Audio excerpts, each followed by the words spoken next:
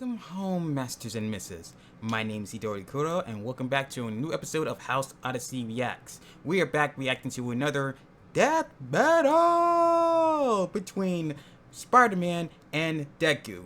Specifically, Miles Morales, Spider-Man, versus Izuku Midoriya from My Hero Academia. This is basically a battle between two hero prodigies taking on the legacy of their original powers came from. Miles getting his powers from a spider like Peter did, and Midoriya getting one for all from All Might. Both of them have not won their death battles, I believe. Like, Miles lost his against Static, and Midoriya lost his against Asta from Black Clover. So I'm curious how this is going to work. They both have similar attributes and abilities as one of many rules when guarding death battle. They have to have some similarities in their skill and ability. I argue that Midoriya has a bigger arsenal because of how many previous users of One for All there was. But there's no arguing that Miles is also equipped with plenty of powers himself. Aside from just the usual Spider-Man powers, he also has control over electricity, invisibility, or is it more cloaking or invisibility? It's hard to tell the difference between those two. But regardless, this will make for an interesting fight. But I'll let Boomstick and Wiz handle all the talking here. So, if you enjoyed that, if you would like that, sit back, relax, enjoy your coffee, and let's begin, shall we? Miles Morales versus Izuku Midoriya. Spider-Man versus Deku. He's Wiz and I'm Boomstick. And it's our job to analyze their weapons, armor, and skills to find out who would win a death battle. Let's get to the analysis. Alright, let's take this from the top again. This is Peter Parker. He was bitten by a radioactive spider, and for who knows how long, he's been the one and only Spider-Man. A friendly neighbor to all of New York City. In a universe filled with super soldiers, hulking green Goliaths, and world-shattering gods, Spider-Man is there to look out for the little guy. But in a multiverse of infinite possibilities, that doesn't always last forever. Like in Universe 1610, when NYC's Webhead got iced on the job. The city was left without its protector. But fortunately, Peter wasn't the only one who got bit. Enter Miles Morales, a young teen from Brooklyn just trying to figure out his place in the world, and now he had it thrust upon him. The canon event to start all canon events. Now it was Miles' turn to be the hero the Big Apple needed, and he had all the usual spider kit to help him out. This spider carried the Oz formula, a genetics-enhancing serum that granted Miles superhuman strength, speed, and the ability to alter his body's electron attraction to crawl along any surface. And you can't forget that classic spider sense, an internal warning system that lets Miles know about incoming threats so he can react ahead of time. He even got an upgrade that acts like a radar, letting him see through stuff. But no Spider-Person is complete without their web shooters. Okay, they got Nanomess Vibranium Suit, Wakandan Web Shooters. When he go to Wakanda, the usual spider powers, strength, super strength and agility, wall crawling, radar spider sense, and invisibility. I think he was the only one that had invisibility, actually. I can't rightly recall. And then there's his venom powers. Not to be confused with the symbiote venom, but his electricity venom powers. His punch, shock, blast, mega blast, saber, bioelectric webs, absorption, and overdrive.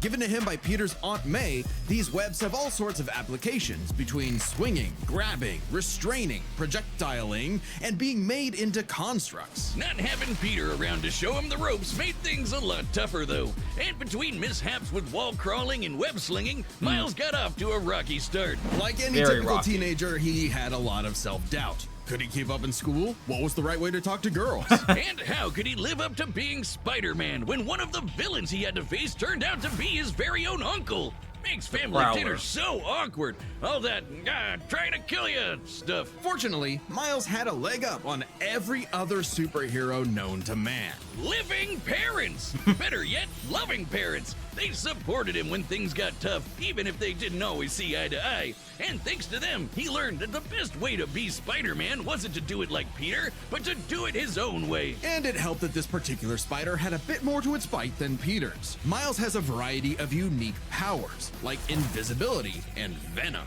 not like Tom Hardy, though it is Right. weird to give your main power the same name as one of your bad guys. Right? Come on, Spidey, branding is important. Miles can harness his own bioelectric energy and weaponize it, which is especially effective against individuals with genetic mutations. Punching, absorbing, blasting, mega blasting.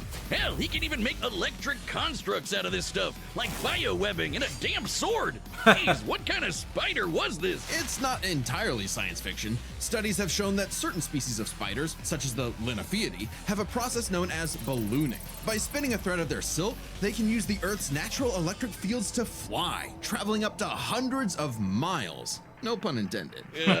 Well, whatever kind of bite it was, it gave Miles the edge he needed to find his worth as Spider-Man. Miles can dodge gunshots, missiles, and lightning bolts. He survived all sorts of beatings, including a building exploding on top of him. OG Spidey could lift buildings and dodge light speed attacks, and Miles is more than a match for him. Like the time he absorbed the energy of a bomb that was going to vaporize Harlem. A Oh, blast yeah, that would that. have equaled 15 million tons of TNT. He's gotten kudos from a ton of older heroes too, becoming a member of the New Ultimates and the Avengers. He even helped form the Champions, a team of teenage superheroes with the likes of Miss Marvel and Ironheart. The king of Wakanda himself even suited him up with some Wakandan vibranium. The Damn. same stuff as T'Challa's own suit. This super rare and tough metal can absorb kinetic energy and vibrational impacts. It helps to regulate Miles's venom powers too, allowing him to better control his electrical output. The vibranium is thinner to better fit his acrobatic fighting style, but it can still shake off most fatal attacks like they're nothing. This stuff is tough enough that Deadpool's swords have shattered against it. It's not What? as durable as, say, Captain America's shield, Of and course. enough kinetic energy will overload it. Don't be near it when it does, or you'll end up like the Falcon here when he used his vibranium wings to stop a bomb that was gonna blow up New York City. That's twice now. Does any other city have to deal with this stuff? But when be vibranium and surprised. spider powers still aren't enough, Miles can push his electrical output into overdrive. Giving him huge boosts in strength and speed, and making him a whole lot zappier. It's your classic shonen power-up, and he knows it too. He's a bit of a weeb and has a thing for mimicking some favorites. Despite his initial Nothing wrong with insecurities, Miles has more than managed to live up to his predecessor, no longer standing in the shadow, but side by side. Literally, his universe got blown up and he was sent to the main 616 timeline, along with his family. And now it's him and Peter as a pair of Oh my god. When I tell you the amount of back and forth regarding this suit, my only issue with it was that his hair was sticking out. That's my only problem with it. Other than that, it was fine. I liked the color scheme. I liked the blue on the red. It's the hair that was the main problem with it for me. Spider Bros. He's even become one of the big players of the Spider-Verse, teaming up with all sorts of other spider variants to defend the multiverse. There's anime spider people, robot spider people, dinosaur spider people, spider people, a whole lot of them, each Yeah. with their own way of getting the job done. Miles even led them into battle against the Inheritors, a bunch of interdimensional vampire assholes. This is what Stan Lee was proudest of in his favorite superhero. Regardless of who they were, any sort of person could wear the mask and do the right thing. For so long as we stay true to ourselves and help others in our own unique ways, then anyone can be a hero. But what is a hero? To the citizens of This episode contains spoilers for the ending of My Hero Academia. Luckily, I've already read the manga, so I already know what's going to happen at the end. So, if you all want to avoid spoilers yourself, I suggest fast forwarding to just the fight itself. But I'll be sticking around for the analysis. Japan, there was no one more synonymous with the word than their symbol of peace. All Might. The big numero uno. With a smile on his face, he could save anyone and win any fight, no matter what. Or so it seemed. Right. After a battle with his arch nemesis All For One, All Might was grievously injured. His time as a beacon of hope was coming to an end, and he would need to find someone to pass on the torch. In this world, most human beings evolved to have their own individual superpowers, or quirks, but not everyone is lucky enough to get one. Like this Yep. kid named Izuku Midoriya, or as local bully Bakugo like to call him, the good-for-nothing Deku. Izuku wanted to save people just like All Might, but even his idol told him that he would have to give up on his dreams. Forever the beta male in the shadow of Bakugo and his Sigma quirk, until he got the chance to alpha up and lend his rival a helping hand. proving himself worthy of All Might's torch. And so after months of training, Izuku was granted All Might's quirk, One for All. This power allows him to boost his strength to incredible heights, using it for smashing attacks named after specific US locales. Yep. And a soccer club. Or football, as they call it. Straight punches, spikes, even finger flicks. One for All is the ultimate in strength-enhancing quirks. The first time he used it, Izuku destroyed this giant robot in a single blow on accident. And Too broke bad his it arm. wasn't the only thing he destroyed, though. Damn, that looks like it hurts. One It for did. All's power was so great that the recoil would shatter Izuku's limbs when he used it. In the hands of an improper vessel, One for All could cause their body to explode. So Yeesh. Izuku would need to continuously train to master it at his Hero Academia. Say that again. UA High. Here he'd be inspired by girly pop Uraraka to turn his zero name into his hero name, becoming the Deku who always does his best. Something that he may have taken too far. A When lot. it came to saving people, Do Your Best here had a bad habit of putting others way before himself. Sure, everyone else was okay, but he'd be good for nothing all over again if he got himself paralyzed. So to cut down on his hospital bill, he developed full cowling. Instead of using his quirk in short bursts, he would continuously spread the energy across his body at low percentages, using it for acrobatics inspired by Bakugo's explosive movements. And with that new thinking came a new fighting style. This shoot Shoot style. To use a stronger limb that'd be less likely to break, Deku took a page from Nerd Emoji Ida's book and switched to Nerd focusing on Emoji. kicks to pack in more of a punch. Yeah. And that power would be needed. After a climactic battle with All for One, All Might would be forced into retirement, just a few months into Deku's training. Now it was his turn to face this demon lord. But he didn't have to do it alone. Just as All Might had passed One for All onto Deku, it had been passed onto All Might by his master, and onto her by her master. One for All was a power that was built upon for generations. The quirks of the previous users of One for All manifested in Deku, along with their spirits, or vestiges, to help him in his battle against All for One. Black Whip gives him energy tendrils to swing around and restrain foes. They can also Custom brace his Sega. arms and manually control his muscles if he can't move. Float allows him to soar high into the sky. By combining it with controlled blasts of pressurized air, he can effectively fly. Danger Sense detects incoming threats and unease, letting Deku react in advance, though it's mostly like an alarm bell and doesn't tell him specifics like location or number of threats. Right. Because in the final fight, Toga had managed to grab him because his danger sense couldn't alert him to her, because he wasn't giving off, surprisingly, any sort of dangerous aura or deadly intent for it to work off of. Because all Toga felt for him was love. So somehow it managed to allow her to bypass that, despite the fact that she was very much intent on killing him. Familiar? Smokescreen lets him create a smokescreen.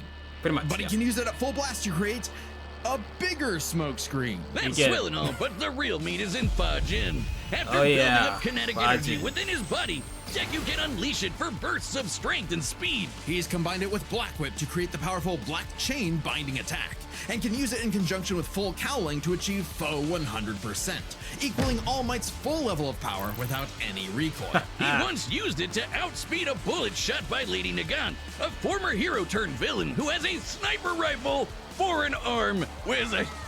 Calm down, Love. Boomstick. Nagant's Calm bullet down. was crossed a distance of around 215 kilometers within a fraction of a second. That's 6,700 times faster than sound. And Deku was moving so fast, the bullet seemed like it was standing still. And he can go even faster than that with his final quirk, Gear Shift. By touching a target, he can control its speed without abiding by the laws of inertia. He can slow down foes to leave them frozen in the air, or move so fast he can punch multiple times in an instant. Even All for One's own protege Shigaraki couldn't track him, and this is a dude who can catch light speed laser beams. It Right. does have a time limit though. After 5 minutes of course. continuous use, Deku's body will catch up to his speed, suffocating him as his cells become unable to take in oxygen. Not nearly as bad as One for All was suffocating him though. He's been doing all of this shit in just the 10th Yeah. grade. I hadn't even figured out you can breathe through your nose at that point. The pressure of having to save his friends, the country, the entire world weighed on Deku. Multiple so he times, left in UA fact. to fight this war alone. But alone was never where Deku fought best. Having come from nothing, his admiration for his peers gave him strength, just as they admired his strength and desire to help others. Even Bakugo came around to him. So when it came time to finally put that demon lord back in hell, his classmates, teachers, mom, friends, enemy, and everyone else supported and cheered him on. Because that was the greatest threat to All For One's reign all along. Not All Might, not Deku, not even One For All itself. Just people helping each other out. And with their help, Deku defeated All For One once and for all, blowing a hole in this huge storm and parting the skies for a brighter future. Though he did lose his quirk and have to retire from hero work, getting a regular 9 to 5 as a teacher, passing on his knowledge to the next generation, just like every user of One For All before him. Some might say he peaked in high school, if not for the sick new armor he eventually got to go back to kicking butt. He even made it all the way back near the top of the rankings. All with the help of his friends. For so long as we keep reaching out our hands to help those in need, everyone can be a hero. All right, the combatants are set, and we've run the data through all possibilities. It's time for a death battle! New York City. Of course. It's always New York City. Why is it always New York? Huh? He's got the vibranium armor. There's Midoriya going on with the left. Yo! You're more man and less spider than usual. Whoa, I was looking for you! Care to show me what you can do? Alright, new guy. First lesson, don't watch the mouth. Watch the hands. Watch the hands. Now watch mine! Delaware!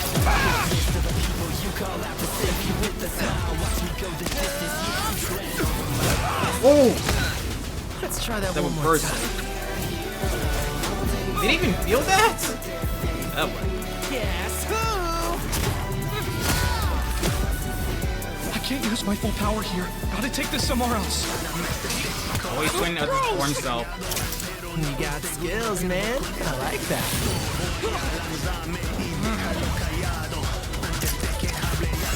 Oh! Mierda.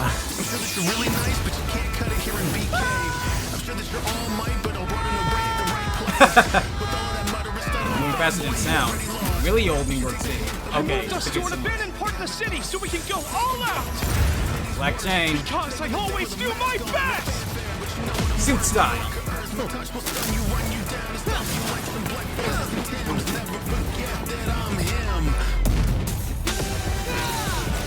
Okay, they're going all in with the music this time. Then again, they always do.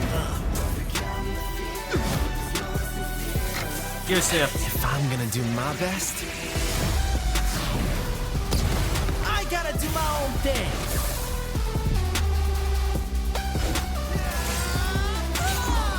Nope. Oh.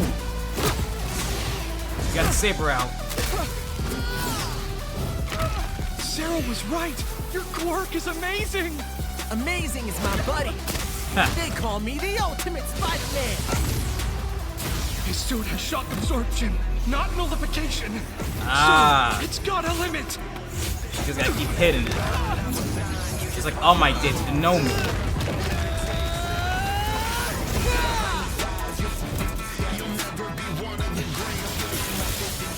Don't tell me you're gonna try to do Rasengan. Saito. Death Bang! Go beyond!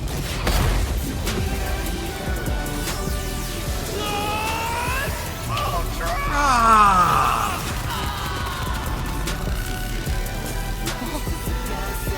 Uh-oh.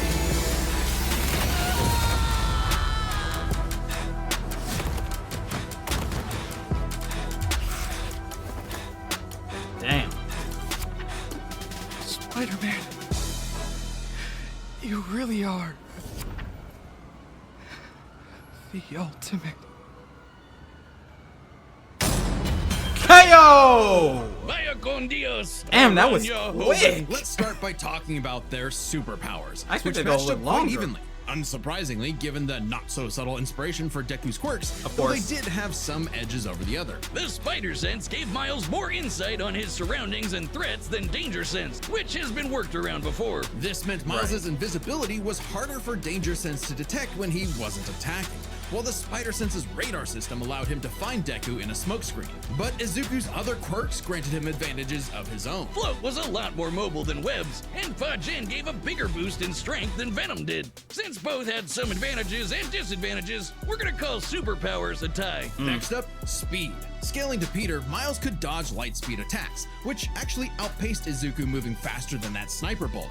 Fortunately for Deku though, that wasn't his best. Thanks to Gear Shift, Deku could speed himself up to match Miles the same way he did to the light-catching Shigaraki. Even worse for Spidey, one touch from Gear Shift could freeze him in place and make dodging totally impossible. So speed goes to Deku. As for skill, Deku was incredibly talented at analyzing an opponent's abilities and coming up with strategies on the fly. But Miles' powers and fighting style gave Deku few immediate openings. Deku may have received more formal training at UA, but he was ultimately only active in hero work for a little under a year. Meanwhile, Miles has been handling everything from neighborhood crooks to multiverse-ending gods for significantly longer. It's close, but with his greater experience, skill goes to Miles. So it And relies that on means the strength. biggest deciding factor is raw strength. And that was no contest. Yeah. Miles absorbing the energy of that bomb was nothing to scoff at, but overwhelming power is what One for All is all about. When Deku defeated All for One, the energy needed to part those clouds with this punch had a yield of 362 billion tons of TNT,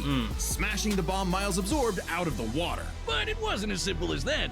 Miles is wearing a vibranium suit after all. So the course. question wasn't necessarily who was stronger, it was if Miles' suit was tough enough to continuously absorb Deku's blows. When the Falcon protected New York from that city-destroying blast, it had a yield of 546 megatons. Impressive, but Deku defeating All for One was still over 600 times stronger than Vibranium's limit. And Deku did that with One for All's embers, not Right. the He full was doing package. it with the And only remember, little the bit vibranium left. in Miles' suit was much thinner than what Falcon and Black Panther had, making it unlikely it could absorb as strong of a blast.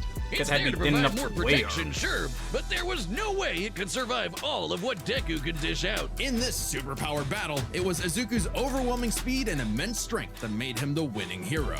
And the morales of the story is... Oh, The winner boomstick. is Deku. Next time on Death Battle. What we got next? What's that? Oh, shit. Wait. Subscribe? You're putting Hulk against Godzilla? Dude, hold on. Did we forget the science scale of those? Of a freaking... You're putting the Green Menace against a freaking kaiju? Okay, this is gonna be weird, a wild one coming up. Oh, I don't know what to say on that one. But I will say this match felt a bit shorter than usual, but no less entertaining. But yeah, Midoriya had more speed and strength compared to Miles, and the vibranium suit would have to be thinner for Miles to actually wear without it feeling constricting, compared to Captain America's shield and the Falcon's wings. So yeah, it makes sense that Midoriya would take this win. But that's going to be it for this episode of House Odyssey Reacts. Thank you all for watching. If you did enjoy, please do leave a like and a comment. And as always, Masters and Misses, we hope to see you again soon.